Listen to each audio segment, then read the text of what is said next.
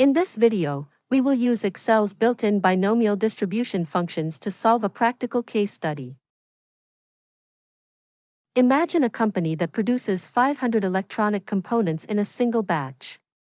The quality control team knows that, on average, the defect rate is 2%. We'll use this information to help the production manager to answer these questions. First, let's identify the key variables for our problem. We have a total of 500 trials, which is the number of components in the batch. The probability of success or getting a defective component is 2% or 0.02. Now, the first question asks us to find the probability that exactly 8 components are defective. To calculate this, we'll use the binomial distribution function.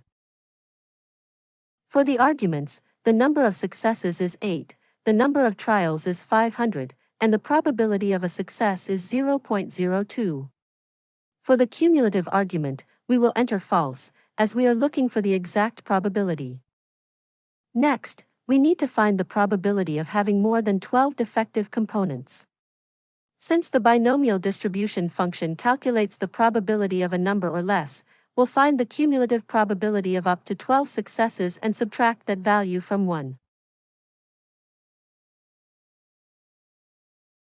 For the arguments, the number of successes is 12, the number of trials is 500, and the probability of a success is 0.02.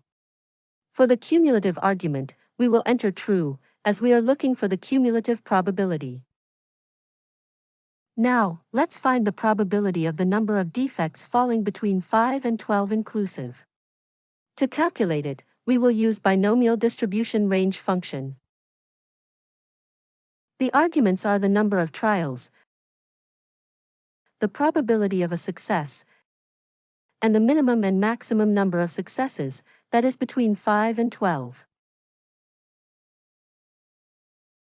Finally, we need to find the maximum number of defects the team should be prepared for with a 95% certainty level. To calculate this, we will use the inverse binomial distribution function. The arguments are the number of trials, probability of success on each trial, and the cumulative probability for certainty level of 95%.